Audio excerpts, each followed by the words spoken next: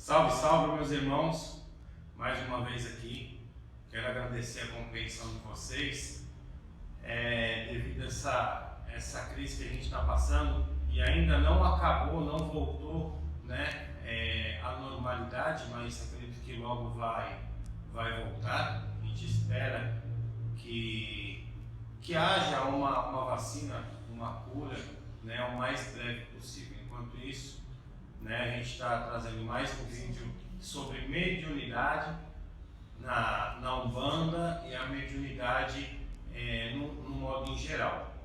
A gente falou do kardecismo, nós falamos da incorporação consciente e inconsciente, nós falamos de alguns mecanismos de incorporação e hoje nós vamos falar um pouco mais sobre a incorporação e a mediunidade dentro da nossa Umbanda, né? Que não é somente a parte de incorporação, e sim existem outros mecanismos, outros tipos de incorporação que a gente pode trabalhar, né? Talvez até inconscientemente. Sim. Né? Abrange muito mais coisa, né, Lê? Essa continuação aqui, esse vídeo, na verdade, seria uma segunda aula, né? A parte 2 do vídeo da mediunidade que vocês assistiram, que a gente mostrou para vocês, falamos isso que o Lê, abordamos isso que o Lê falou agora, né? E quando a gente fala de mediunidade, muitas pessoas já pensam que é isso, né? Eu sou médium, ou eu vou para a questão da psicografia, ou eu vou para a parte da incorporação. E a mediunidade, ela entra em muitos quesitos e em vários assuntos. Por isso que até me recordo, né, no vídeo passado, de ter falado que talvez daria mais de um vídeo, 2, talvez 3, a gente não sabe, depende do nosso tempo aí.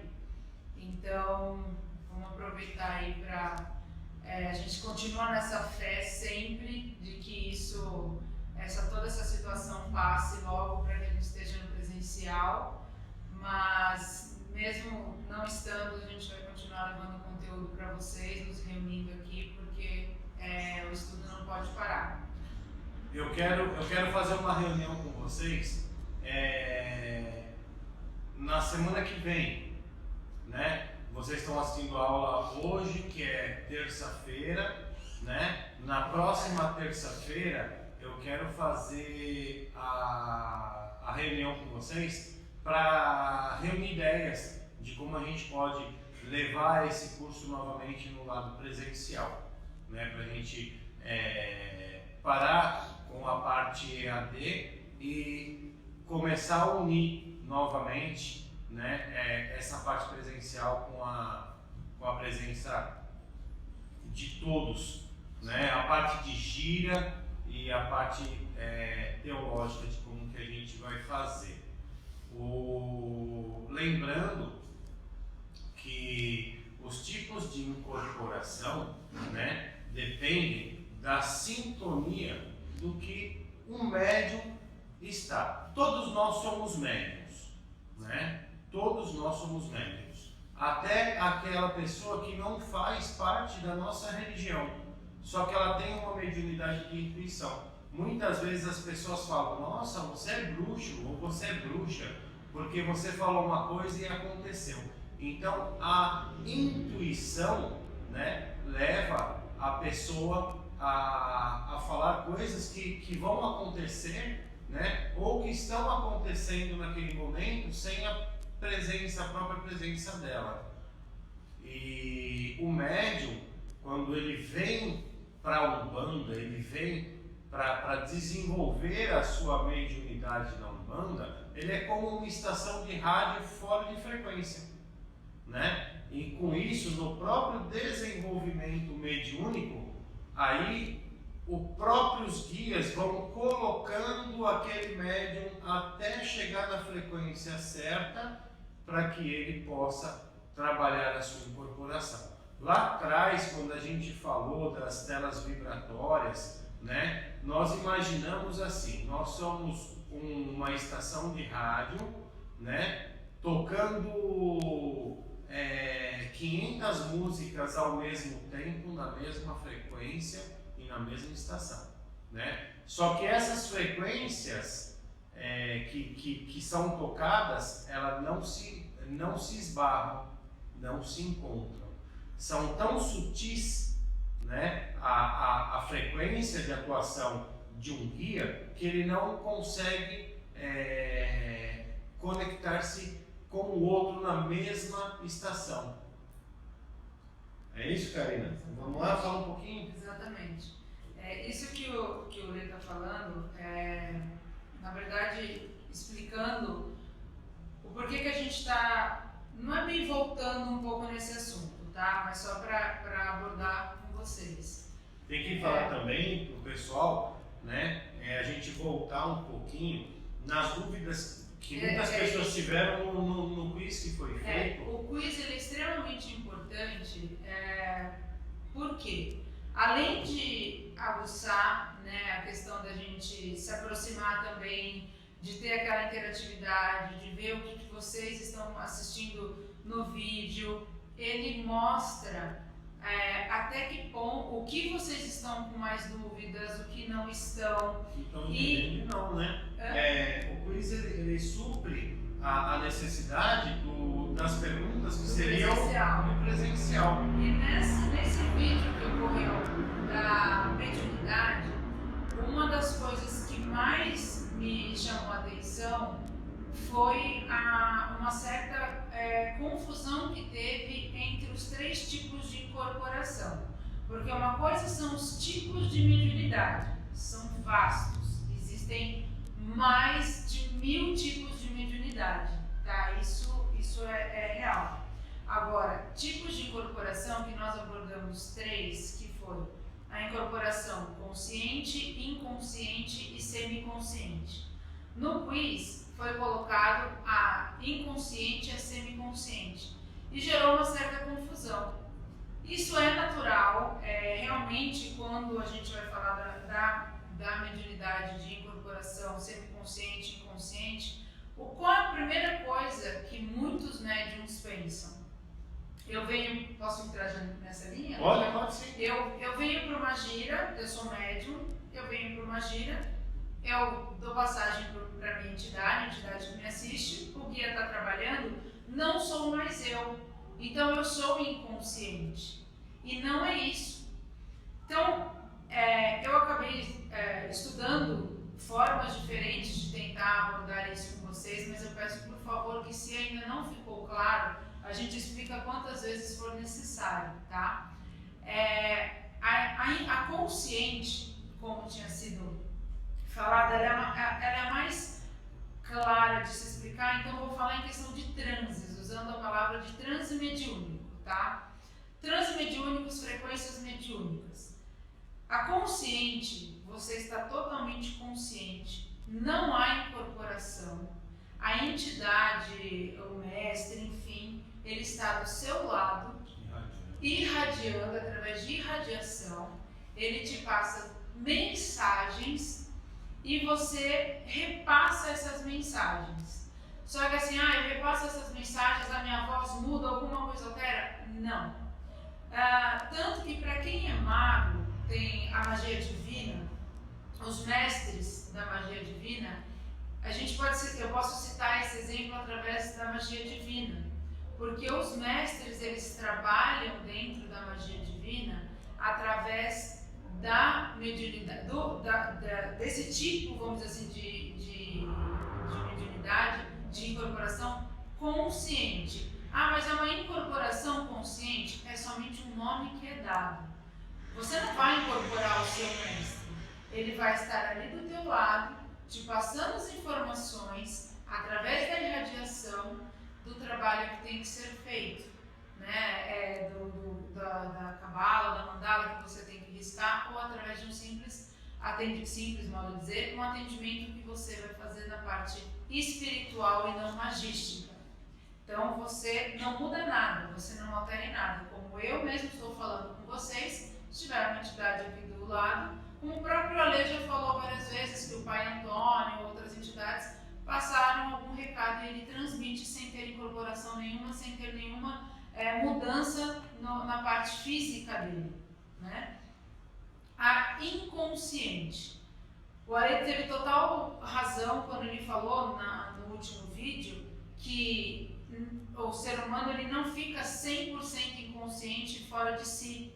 Então ele está realmente certo. Mas o que acontece com o transe inconsciente? Muitos não. É raro. Muitos é complicado. É raro, mas assim, existem médiums que quando incorporam, podem durante a incorporação acontecer o desdobramento, que isso já foi até no próprio livro que falamos no vídeo passado do Alexandre Comino, que médium de incorporação não é possessão, ele cita esse exemplo do desdobramento durante uma gira, mas isso, lembrando que não são todos os médiums, é raro e depende da mediunidade de incorporação, do tipo de incorporação daquele médium. De acontecer um desdobramento ou até mesmo um médium que ele é, a gente pode dizer assim, apagado na questão de sonambulismo, né, Lê?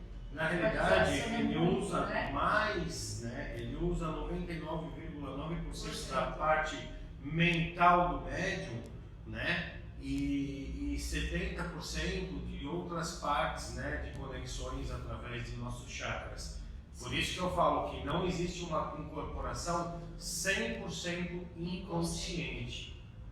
Então, porque se tiver 100% inconsciente, qualquer um domina e não consegue mais fazer o desligamento. Tanto como você falou, isso na parte de Egum, também na parte de Egum, né? Porque a totalidade disso vai tomar exatamente 100% do seu corpo. Lógico que existe, né, aqueles médicos que falam, mas é automático a gente sentir, né, que não se lembra de nada quando a gente fala de uma incorporação inconsciente.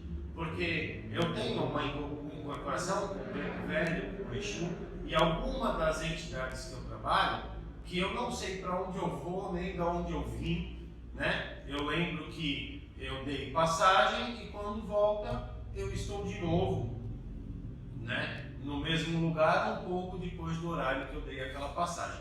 Mas eles trabalham muito no nosso mental e também trabalham na parte de transformação, né? Eles têm o poder, usando o nosso perispírito, a nossa energia, a nossa força, junto com a força deles, de transformar qualquer matéria, né, no que eles quiserem.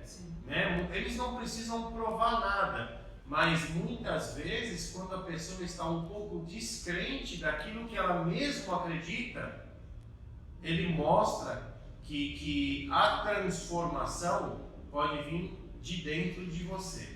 Né? Por isso que antigamente tinha muitos mais médiuns inconscientes, porque precisava provar. Porque né? precisaria se provar. A incorporação, na época do seu Zélio Fernandino de Moraes, eu até aquele dia da live, eu estava com crise renal, estava com uma dor no rim, e quando foi para falar nessa parte do seu Zélio, eu falei, eu lembrei do Caboclo das Sete Encruzilhadas, e eu fui me mexer e aquele negócio apontou e eu não sabia se eu lembrava do nome do seu Zélio ou se eu chorava de dor. Né? Muitas pessoas não viram, mas quando a câmera afastava, eu levantava e colocava a mão no rim, depois sentava novamente e me ajeitava na posição. Mas é assim mesmo. Então, na época do seu Zélio, lá atrás, as pessoas que não acreditavam naquilo que estavam vendo, né? E quando eram tomadas pela força, né, do astral, pela força de seus guias, eles faziam coisas incríveis, né? Que depois outras pessoas contavam, não, mas você fez isso, você fez aquilo, até fotografias. Sim. Né? Naquela época usaram, como a gente não tinha uma tecnologia avançada com imagem, mas tinha a tecnologia do retrato, muitas vezes da pintura. Então eles pintavam aquilo que era feito. E tinha muitos guias também, mesmo de Umbanda, né, que faziam desenhos. Sim. Desenhos em telas. Sim. Né? Desenhos em papéis. Sim. E ali eles provavam para aquele médium que foi um guia que fez. Aquela imagem.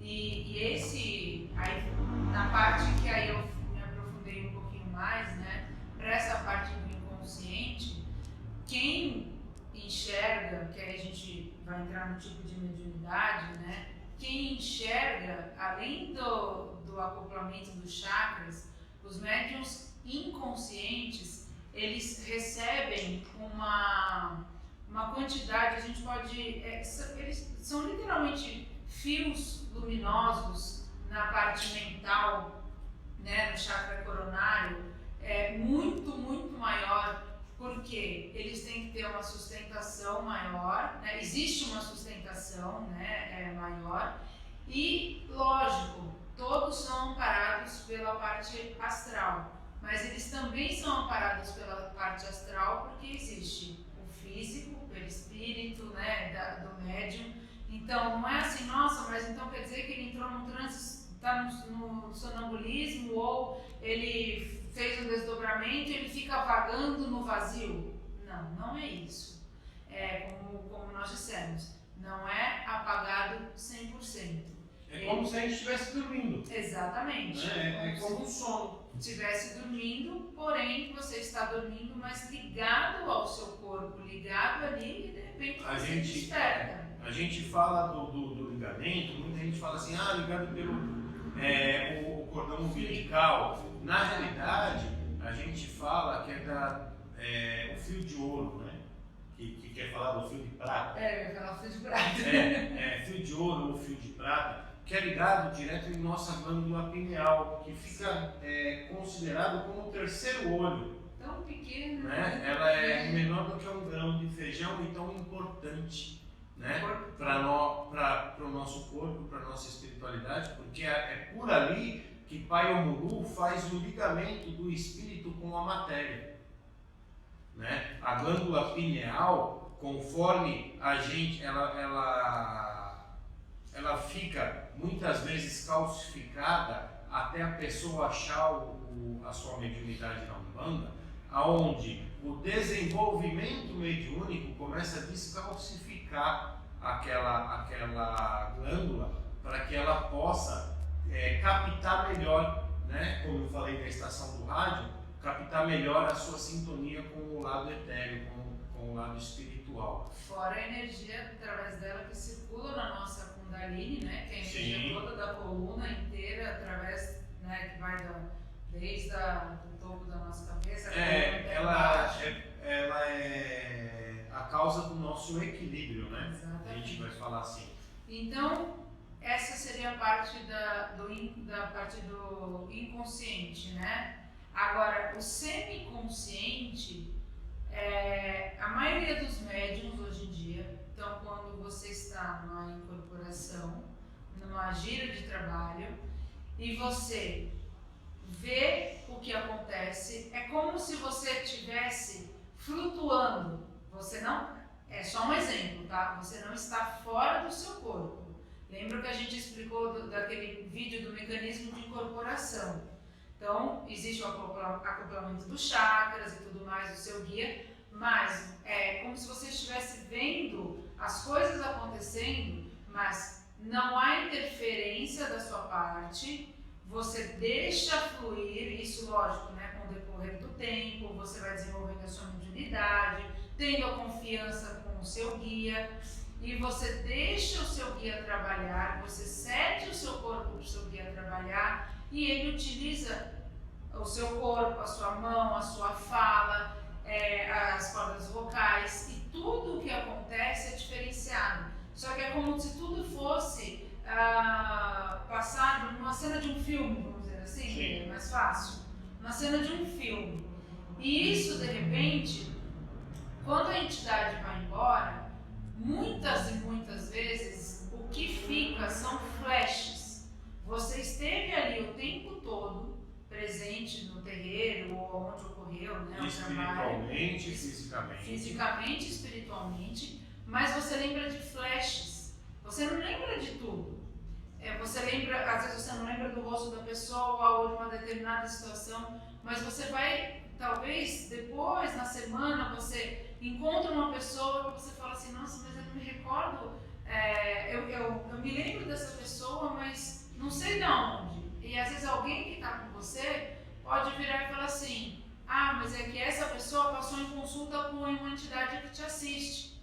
Então isso, porque a gente não pode esquecer que as coisas ficam no nosso mental, né? Ficam no nosso inconsciente também. Então, E vem aquele ditado que muitos médiums hoje falam, o guia só deixa aquilo que ele permite para você saber, o que não é para você saber, ele recolhe e leva embora. E isso tem muito sentido. Sim. Né? Porque aquilo que não é para você saber, talvez de uma situação que a pessoa estava pedindo para o guia, passando para o guia, não é para o médium saber, para ele não ter interferência na ação do guia. Então ele apaga aquilo na sua mente para que você não vibre posteriormente para aquela pessoa. Porque já imaginou, se a gente tivesse a incorporação semiconsciente e a pessoa viesse aqui e contasse uma história do filho que está com um problema, está entre a vida e a morte, você iria ficar vibrando naquela energia e o guia não conseguiria desbloquear o trabalho que ele precisaria fazer. Então fica muito difícil. Então eles fazem isso, né? Então esse velho ditado, o guia só deixa conforme o nosso merecimento de saber a situação, né? Eles deixam para aprendizado nosso, né? Para lição nossa. Porque muita coisa vale para a gente também. Sim, né? então eles deixam aquilo que vale para a gente. Porque não adianta também eles virem e fazerem um trabalho de uma extrema força, um trabalho gigantesco, e a gente assistir tudo, lembrar de tudo e você. Isso, porque a partir do momento que você lembra dessa parte, desse trabalho de desmanche, você sabe o caminho reverso.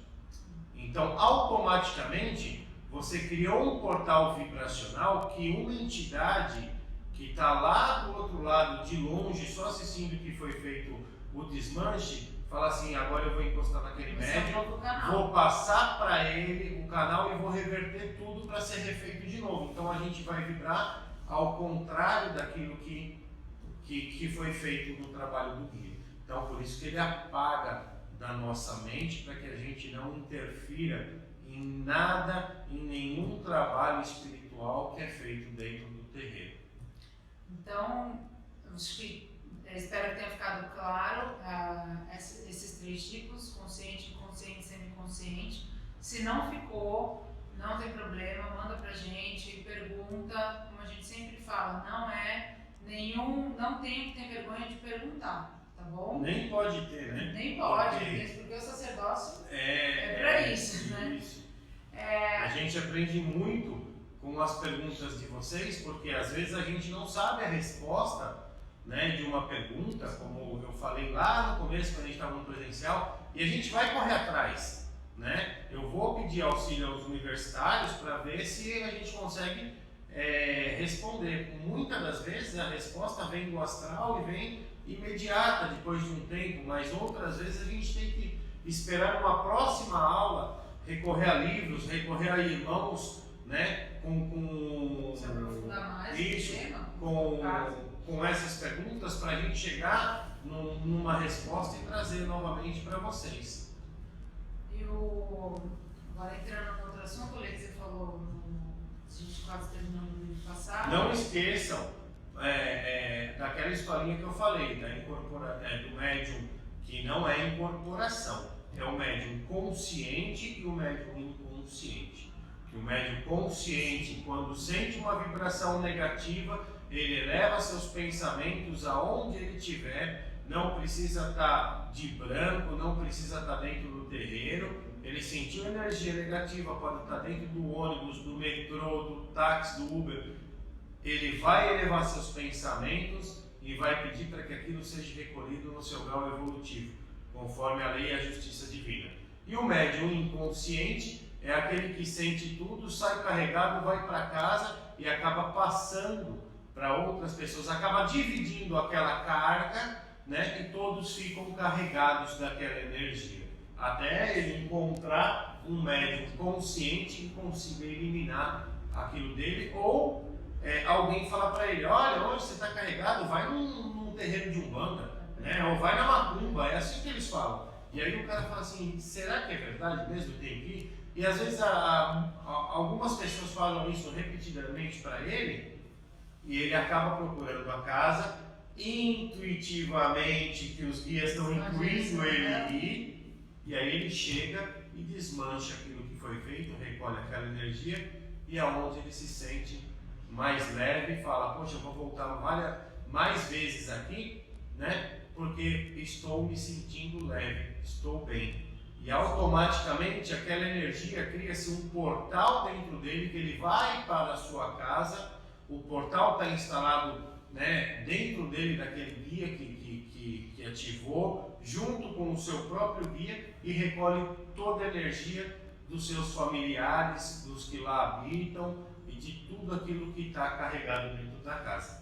Exatamente. Aí a gente entra na questão não de incorporação, e sim da consciência do tipo de consciência da pessoa, né? Do médium, dele aprender, né? De qual que é a qualidade dele, da evolução dele, adquirindo evolução como pessoa também, como médium. Então, essa consciência do ser, a consciência ou a inconsciência, será que essa palavra existe? Acho que sim, né? Inconsciência dos seus atos. Aí a gente está falando de atos, né? Porque reflete. Então, tudo que a gente faz fora também de um terreiro, reflete principalmente, não somente dentro de um terreiro. Não, fechou a gira, então eu estou livre, está tudo certo, eu não pego mais nada. Médium é médium 24 horas por dia.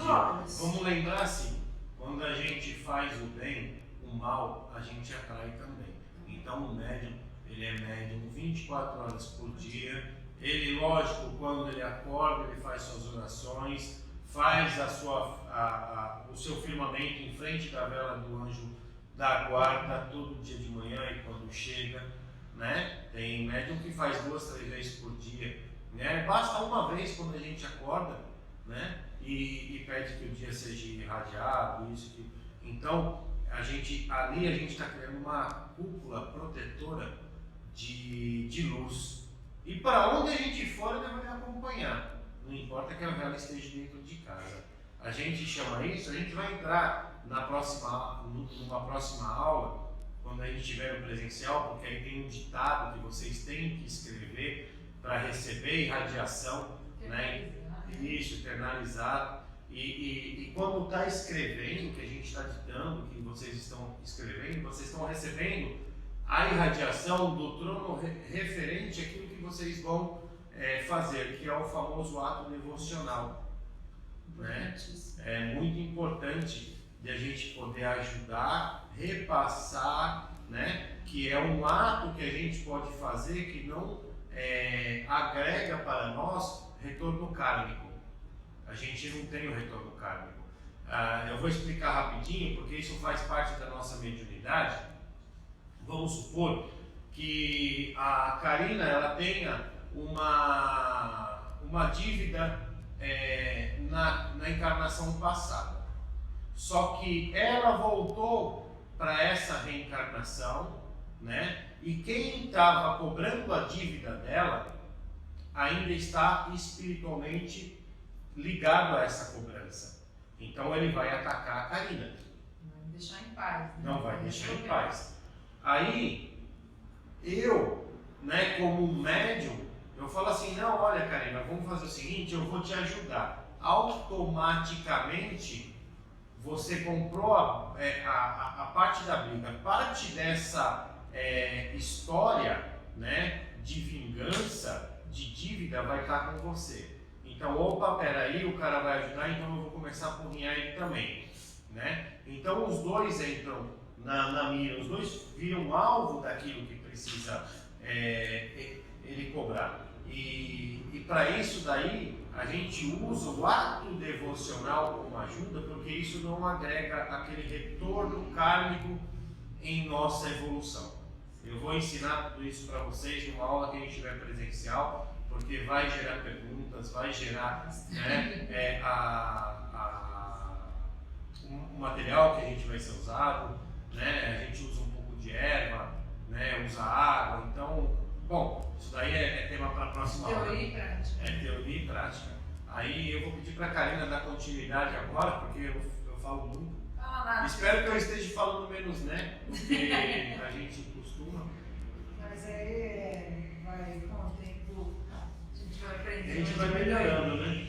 Depois tem que entrar naquela questão que você falou da aula passada, da idade de ser médium, que é bacana, né? Não existe, né? Não existe idade para ser médium. Existe idade para a gente começar a desenvolver a nossa mediunidade. Porque o médium, todos são, né? Todos nós somos. Então, existe sim aquela criança, né, que já desde 2, 3 anos de idade já enxerga, já conversa com a entidade, já conversa com o mundo espiritual. Parentes, né? Isso. Demais. E acha que são amiguinhos, né? Quantas e quantas vezes a gente já não ouviu aquela história de estar na praia e a criança falando com outra criança, né, falando sozinha. E aí você vai perguntar, mas você está falando com quem? Ah, com o meu amiguinho, ou com a minha amiguinha. E ainda fala o nome daquele amiguinho. E isso daí, né, a gente não está vendo, mas a criança está vendo. Para a criança, ela é comum. É comum. Porque ela cresce nisso, depois vai se fechando, né? Isso aí vai se fechando, depois começa, né, a aflorar para quem for seguir um caminho espiritual, ou se fecha de vez para quem não vai seguir o caminho espiritual. Mas tem crianças que já trazem isso aberto desde lá de trás e costumam ver a diferença dessas pessoas que têm essa vivência, né? Quando elas vão atravessar a rua, elas não olham para um lado e para o outro. Elas primeiramente olham para saber o que está esperando elas do outro lado da rua, né? Porque vem mesmo. A minha avó é médium, né? de enxergar mesmo, clarividente, de lúcida, como se tivesse vários espíritos e ela, né, às vezes pedia licença. E muitas vezes quando a gente estava andando na calçada... Como não, né? Tinha várias, tem várias. Isso. A gente andando na calçada, ela desviava do nada. Então, aquilo era engraçado pra gente que era pequeno, né? Mas ela tinha... Algumas pessoas se tornam tão normal que já é o dia a dia, né? Já é o dia a dia, é verdade. Exatamente. Então ela via como se tivesse a gente vendo um ao outro aqui, né, no reflexo da luz.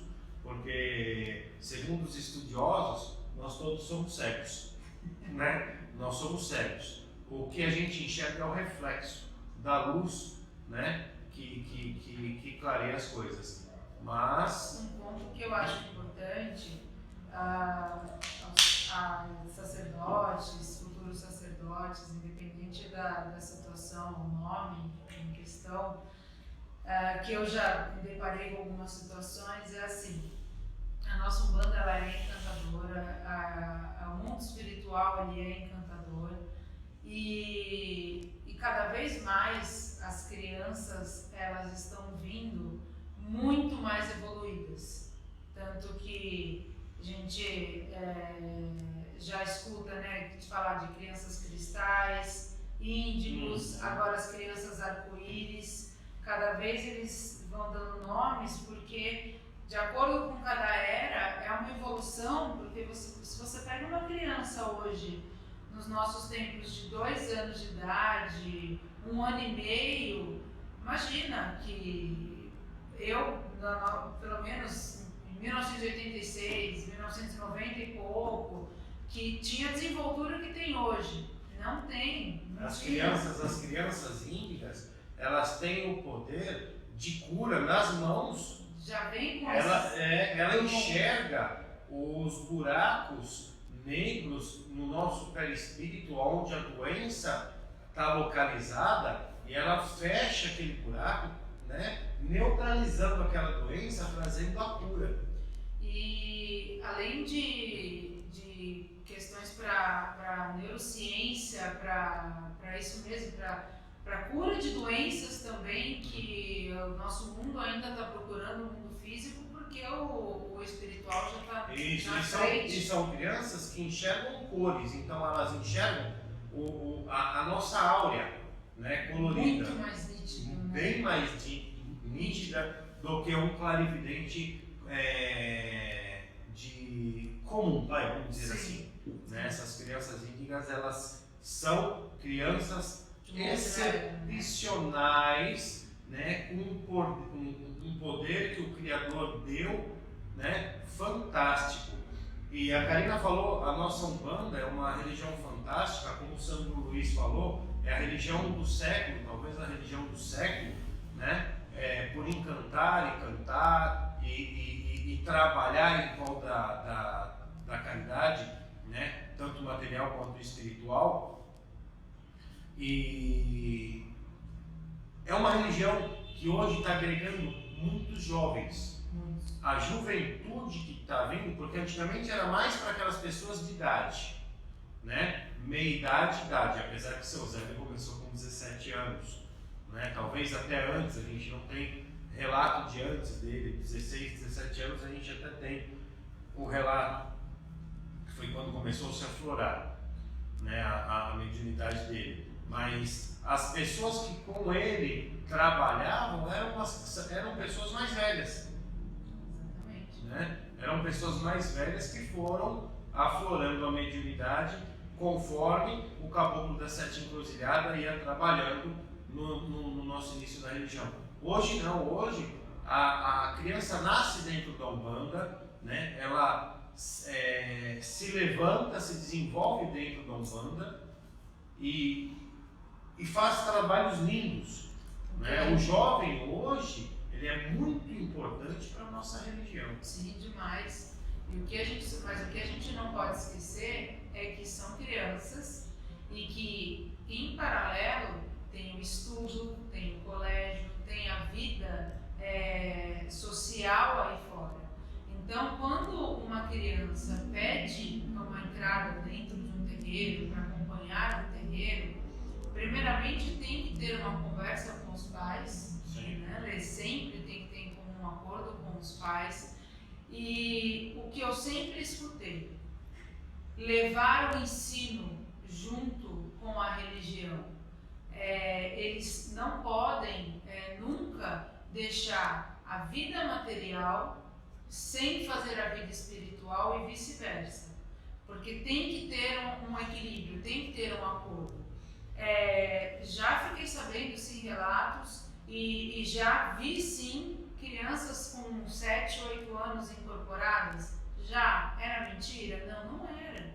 Mas que os pais acompanhavam, existia uma doutrina, um acompanhamento. Aí você vai falar, é errado? A gente está vendo uma criança de 7, 8 anos, você não sabe, a gente não sabe a idade daquele espírito, a gente não sabe o conhecimento e também a caminhada a missão daquele irmão que está ali do nosso lado. Então, proibir a entrada dentro de um terreiro é muito complicado, porque como que a gente pode fechar a porta na cara de um ser humano? Porém, dependendo da idade, existe uma doutrina, como o Lê falou, um desenvolvimento mediúnico. Você não precisa colocar uma criança logo para estar na frente, para já fazer trabalhos, para incorporar, para receber. É tudo uma doutrina, é tudo uma caminhada. Idade mínima que eu acho correto para uma criança desenvolver mediunicamente, né, 12 anos. Eu acredito que em 12 anos, com os pais, lógico, presentes sempre quando é menor, sempre o pai presente, para que ele acompanhe aquele desenvolvimento, aquele trabalho mediúnico com aquela criança, né? Se isso for o desejo daquela criança, né? A gente não pode impor, eu vou para o terreiro, você vai também, né? Enquanto você está trabalhando, a criança está fazendo isso, fazendo aquilo, está distorcendo toda a energia. Agora, se ela tiver na mesma energia que a gente está, não vejo problema nenhum de 12 anos para cima a gente autorizar a criança a desenvolver. Isso com algumas restrições, né? Ela pode estar incorporada no guia, pode estar incorporada sem fumo, sem bebida alcoólica e substituir sempre por água. Isso, conforme o desenvolvimento mediúnico, os próprios guias vão entender que a evolução dela na matéria ainda ela não tem um intelecto formado para entender aquilo que é feito com ela, né? Isso, está em desenvolvimento ainda, literalmente em total desenvolvimento. Então eles substituem tudo por água, a fonte da vida, a fonte divina de Deus, né? Vamos, a gente falou de alguns assuntos, aí eu queria falar, né, a Karina também, sobre os tipos de mediunidade, que é a psicografia, a psicometria, a materialização, desdobramento, psicofonia e a xenoglofia. Isso. Existem vários, né, como eu comentei com vocês, mas esses que nós separamos assim são os principais, além a clarividência, a clareaudiência e a vidência também. Você quer iniciar com algum? Ele quer falar de desdobramento? Quer iniciar com algum?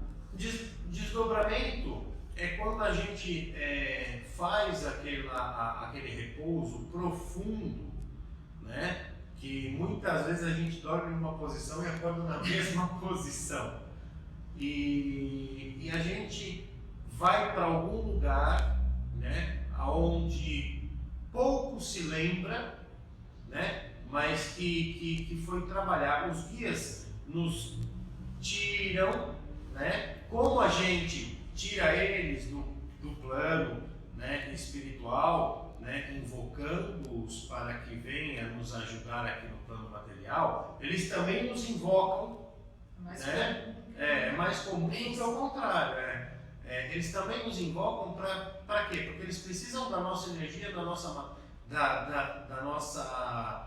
energia dessa matéria para trabalhar do outro lado, né?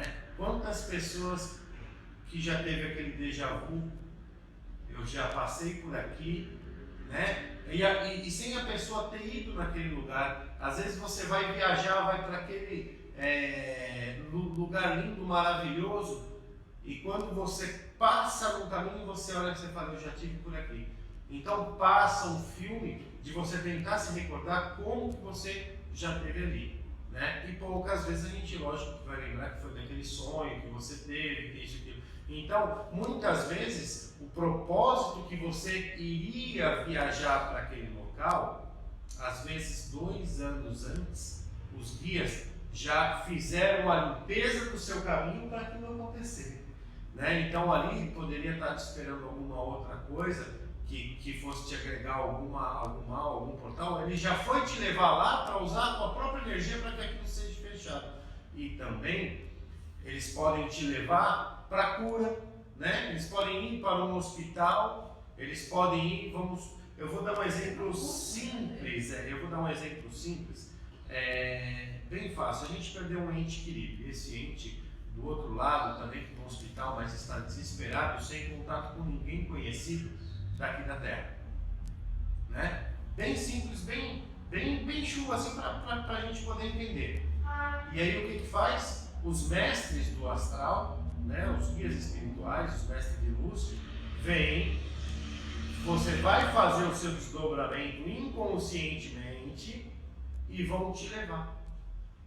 E muitas vezes a gente fala assim, nossa, sonhei com a minha avó, com o meu avô, e na realidade, às vezes alguma situação que eles estão precisando de você, né? Até para a própria, para eles interpretarem onde eles estão e que ali existe um mundo espiritual com uma ligação com o mundo carnal e que ambos se ajudam, né? E muitas vezes quando a gente tem esse tipo de desdobramento, né, a matéria que fica consciente, né, no nosso corpo, o espírito vai, mas o consciente fica. Nós temos crises de choro durante o sono, e quando às vezes a gente está desdobrado e a gente é obrigado a retornar, né, pelo fio de prata, vamos colocar assim, fio de prata, fio de ouro, como que a gente chama, esse retorno é tão rápido, que às vezes volta a consciência, só que parte das pernas, dos braços ainda estão vindo. Está adormecido. E fica difícil de a gente mexer. Eu já passei por isso. Existem algumas técnicas que a gente induz a isso acontecer, e tem a parte que é involuntária, né, desse tipo de mediunidade. E nem sempre no desdobramento é aquela história de que você se vê, né, toda vez no desdobramento você se vê. Algumas vezes sim. Sim, mas outras assim, vezes tem não. muita A gente gente já que acontece o desdobramento e você tem que ir lá Isso. dentro do seu corpo. Às vezes você Sim, sai, né? você desliga daqui e já plasma onde precisa plasmar, desliga dali, já plasma em outro lugar. Pessoas conhecidas, pessoas desconhecidas, né, a gente pode encontrar. Se a gente estiver trabalhando inconscientemente num desdobramento astral e de repente outra pessoa conhecida que às vezes trabalha no mesmo terreiro que você, e vocês se encontraram dentro de um sonho e depois você realizou um trabalho, tudo porque precisou daquela pessoa, ela veio ajudar a realizar aquele trabalho, né? Já passei por várias experiências disso daí, inclusive com pessoas que eu fui conversar depois e ela falou assim, não, realmente estava um trabalho fechado, assim, assado, eu estava trancado e você não foi a única pessoa que veio me falar que foi trabalhar, né? Então, a gente fala de sonho é muito difícil da gente interpretar, né? Eu gosto de dizer que quando a gente interpreta um sonho, é mais uma fantasia, mas quando a gente interpreta um desdobramento astral, é completamente diferente. Aquilo é concreto, aquilo você foi realizar, não aquilo que você deseja estar, porque muitas vezes a gente deseja, né, antes do sono, e começa a passar um filme na cabeça e a gente vai levando aquele desejo e vai adormecendo. É diferente da realização de um trabalho, né, do que o desejo que a gente deseja sonhar. A psicografia é uma das mediunidades, acho que mais faladas, né? Ficou muito famosa pelo médium Chico Xavier, e ela se divide em duas, que é a psicografia intuitiva, que é onde o espírito ele passa a mensagem e você tem total controle da sua mão. Então você escreve a mensagem com a sua letra, enfim, mas você passa exatamente a mensagem que o espírito está te passando. E tem a mecânica, a psicografia mecânica, que é onde você não tem o controle da sua mão, que era no caso de Chico Xavier, e que até mesmo a letra não é mais a sua, a letra, a assinatura é a do próprio espírito quando estava em vida. Sem o controle da sua mão, ele mesmo assume, ou ele ou ela, enfim, e ele faz toda a psicografia, a história, o relato e a assinatura. Então isso ficou muito conhecido, a psicografia por Chico Xavier, que foi o médium, né, do kardecismo, que até hoje é um dos nossos maiores ícones, né? Uma outra mediunidade é a psicometria.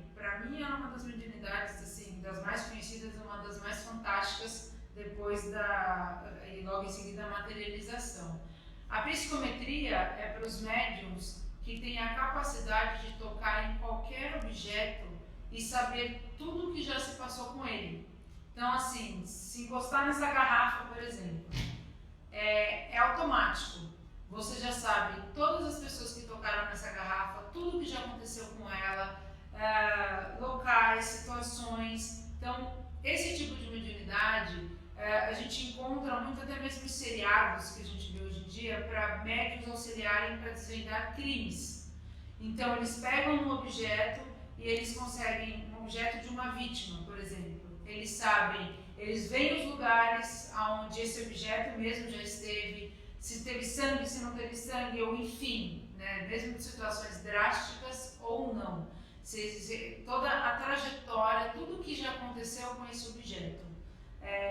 Se veio de outro país, ou se não veio, ou de qualquer situação. Tem o seriado que você falou, é o CSI, né?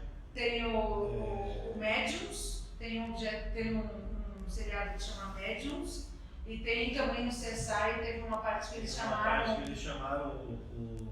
uma mulher, se eu não me engano, para que ela ajudasse a desvendar o crime. Tem até um filme. Deram primeiro uma fotografia, né? Sim. Mas não foi a pessoa que tirou, ela estava na foto, mas aí depois deram uma peça da roupa dela, que foi encontrada no local. Exatamente. E aí sim, né, ela conseguiu buscar aquele resgate até na hora do seu desencarne. E é impressionante, porque é algo que, como todas as mediunidades, você tem que saber controlar, mas tudo que se põe à mão, a pessoa sabe ao que se passou. A mediunidade de materialização é uma mediunidade que eu gostaria até que vocês anotassem 2 nomes para assistirem vídeos no YouTube, que ficou conhecida como a Moça do Algodão e o Médium Peixotinho. O Médium Peixotinho ele trabalhou junto também com o Chico Xavier, e essa Moça do Algodão não é fraude, tá? Esses 2 que eu estou passando para vocês. Tentaram acusá-la de fraude, mas isso não é uma fraude. Não é. Aquele Padre Quevedo, que até a Globo colocou em xeque, né, a mediunidade da médium do algodão. Sim. Né, ele foi lá, fez uma matéria falando que aquilo lá ela podia fazer, mas ele não conseguia achar, né, tanto é que ele falou, eu não provo e nem desprovo. E isso muitos tentaram, porque no vídeo vocês vão ver o que é a materialização. É literalmente isso, é materializar objetos. Que tipo de objeto? Tudo. Qualquer coisa que vocês possam imaginar. Então ela tem, vocês vão ver no vídeo, mas neste caso ela tem como se fosse uma cumbuca grande um tanque, né? Um tanque com uma rede, e ela coloca um monte de algodão, não tem nada embaixo. Nada embaixo. Só o ralo que escoa a água. Só o ralo que escoa a água, ou que vai vir se é sangue, ou enfim. E começam os trabalhos, os consulentes, e tudo o que vai ser tirado de dentro desse algodão, desde o trabalho de magias negras, energias negativas, pessoas que estão enfermas, é materializado ali. Materializando tudo. Ela tira prato, tira pedaço de caixão, tira vela, tira osso, tira corrente, tira osso. Sapo doente, quer dizer, sapo morto. Às vezes sapo amarrado na boca.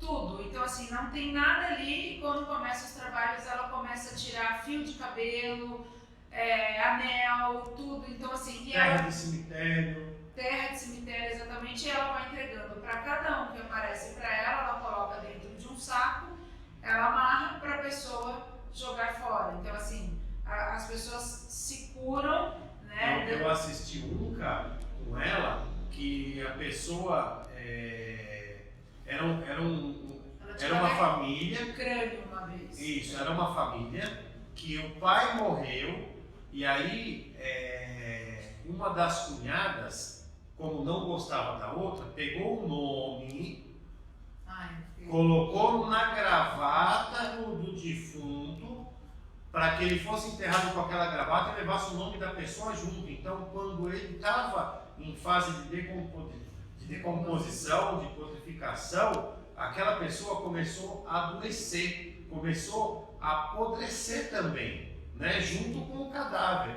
E essa pessoa foi lá e ela puxou aquela gravata lá de dentro e tirou o nome dela, né? E através e ela explicou quem que foi que fez isso, e a letra era mesmo da pessoa se curou, né? Isso, a pessoa se curou.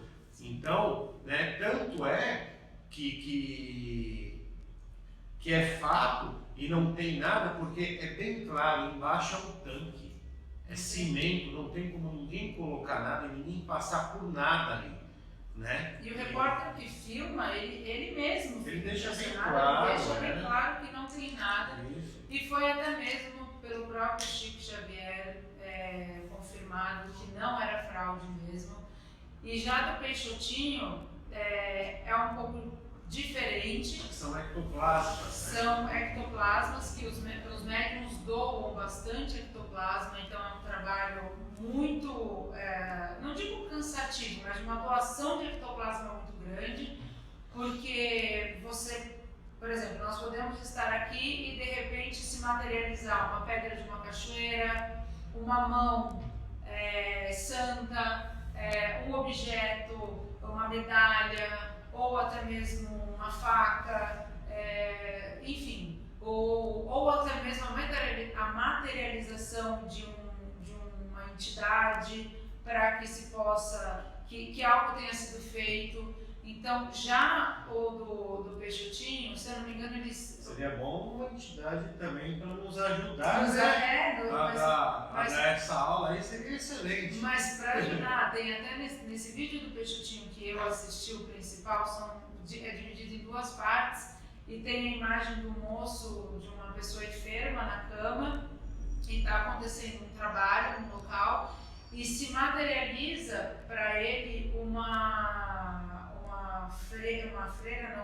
enfermeira, uma extrema luz, e ela deixa para ele assim na cama 2 mãos, seriam as mãos de cura, né? E materializa ali para ele se cura. Então é algo que realmente o mundo humano leigo nesta parte não explica, porque como você está de repente deitada na sua cama e se materializa um terço, uma pedra de uma cachoeira.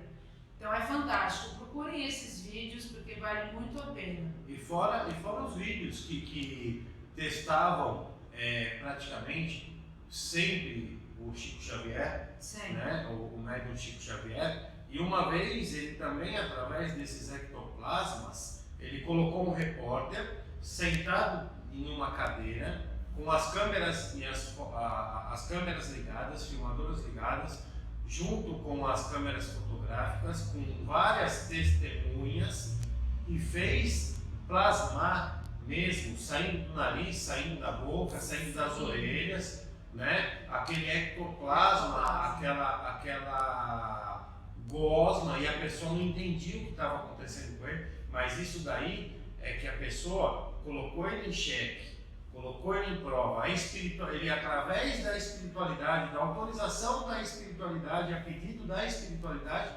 foi feito todo esse trabalho para que aquelas pessoas tivessem a consciência que aquilo não era uma fraude. Porque o ectoplasma nada mais é do que isso, né? Sim. A gente pode dizer assim nesse termo, né? Uma gosma, enfim. E que pode se transformar naquilo que você desejar, né?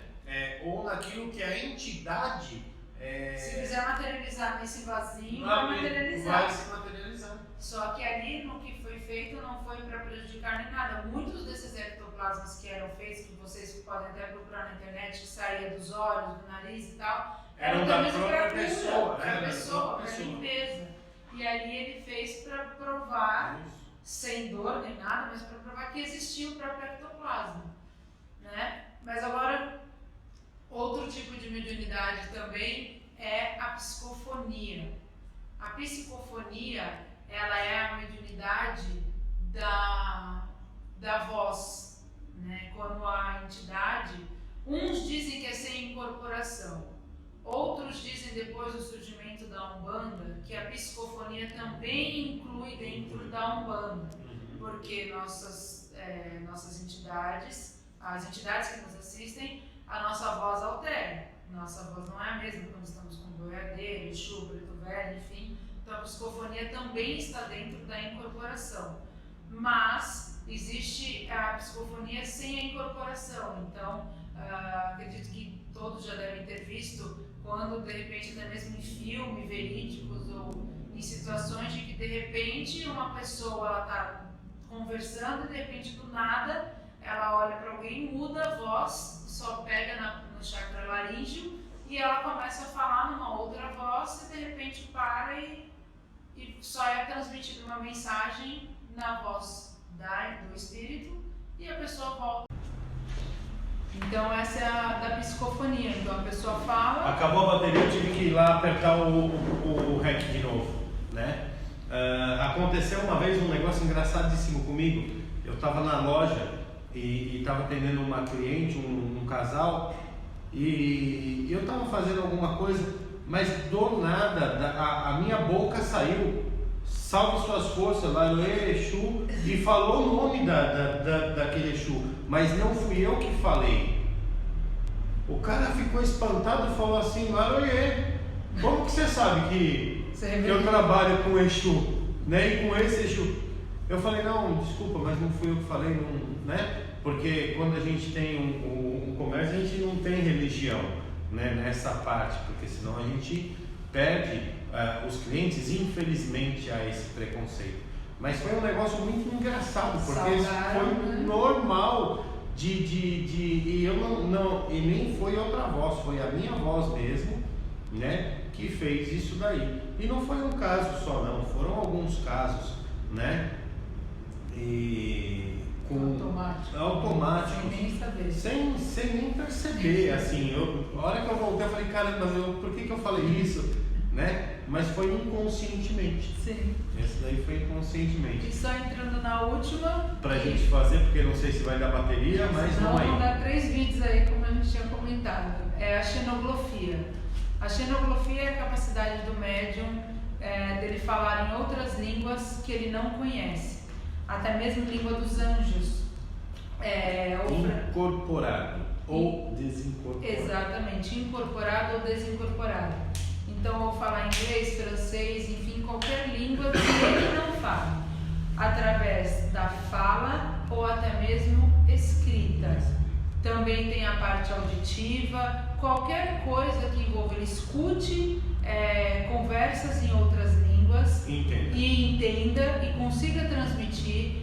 Quando começa a escrever, ou mesmo no papel, ou em situações que escreve em parede, porque vem muito rápido, não tem um papel, independente da situação, língua dos anjos, faz cânticos de anjos, ou qualquer outro linguajar que ele, mesmo incorporado ou não, que ele não tenha nenhum conhecimento. Então você de repente tem uma entidade, parece um francês aqui, eu não falo francês, aparece um francês aqui para conversar e a entidade começa a falar em francês e eu, mesmo sendo médium ser inconsciente, começa a falar francês. Eu presenciei um caso com o pai Rubens Saraceni. Como todos sabem, o pai Rubens Saraceni, ele tinha um ginásio, né, que o antigo era até a 4ª série, né, depois o ginásio até a 8ª série, ele tinha até a 8ª série, depois veio o colegial, né, é que agora é diferente, eu não... Tava o nome, enfim, isso. Então, chegou uma pessoa lá, um inglês, ele não falava português, era aquele inglês britânico. Mais difícil. E o seu arranca-toco estava incorporado e esse inglês foi até a frente daquele caboclo, né? E começou a falar inglês com ele. Para meu espanto de alguns médiuns que estavam lá, o caboclo, o Rubens nem sabia dar bom dia nem boa noite, e o seu arranca-toco começou a falar inglês, né? E deu atendimento, e eles se abraçaram, se cumprimentaram, ele ensinou como que se cumprimentava um caboclo, e ele levou aquilo, né? Embora provavelmente com ele uma experiência muito grande, e pra gente médium que ali estava do lado fazendo o cambono, foi muito interessante, né? De uma pessoa, e depois até eu brinquei com o pai Rubens, né? A gente falando, até brinquei com ele e falei assim, como é que o seu arrancador queria pedir para ele acender uma vela para Exu encruzilhada em inglês, né? Eu até brinquei, ele deu risada toda, para de brincar com isso, né? Irmão, ele me chamava de irmão, para de brincar com essas coisas, né? Então ele levava muito a sério, mas também tinha o lado descontraído dele, né? Tem uma história uma vez também que o pessoal estava jogando, ele gostava muito de jogar truco, né? E nesse dia aí ele achou que a brincadeira foi muito de mau gosto e pediu para a pessoa se retirar e ir embora, né? Eles estavam jogando truco e ele estava ganhando, lógico, ele gostava daquilo, né? Ele jogava truco, cacheta, e um dos convidados que estavam lá jogando, que era médico também da casa, falou assim, sei não, hein, acho que deve ter um Exu aí assoprando. Ele falou, você pode levantar e ir embora. Nossa! Né? Então muitas brincadeiras ele não aceitava, mas outras ele levava, né, numa boa, por quê? Porque fazia parte daquilo que ele estava fazendo. E nem toda a espiritualidade, né? Sim, mas eles compararam uma coisa com outra, né? Eu só quis dizer como que seria em inglês, né? Falar uma vela numa encruzilhada e assentar um marafo para Exu, né? E depois disso daí veio um irmão lá no colégio chamado José Usher, que ele gostaria de levar um Umbanda para o Paraguai. Tem o Exu Sete Facadas. O Exu Sete Facas, uma coisa assim. Exu Sete Facas. Exu Sete Facas. A história do Exu Sete Facas. E depois de um tempo veio esse irmão e ele foi autorizado a traduzir toda a parte ritualística dos fundamentos da nossa Umbanda para o castelhano, como que é Musifim, como que é Encruza, tudo para o castelhano, e aí sim ele fez um dicionário, né, autorizado por uma das entidades do Rubens, né? Então a gente fica por aqui, nossa aula de mediunidade, aula 2, em 2 módulos a gente conseguiu, senão não vai dar tempo de a gente se despedir. Tá bom, meus irmãos? Muito obrigado. Fala aí, cara, se despede. Gente. Até a próxima. Se Deus quiser. A próxima é presencialmente, senão... A próxima é reunião. Sim. E depois da reunião que a gente fizer, a gente vai para presencial. Tá bom, meus irmãos? Que Pai Oxalá os abençoe e cubra com seu manto de luz. Sempre. Sempre. Tchau, tchau, gente. Tchau, tchau.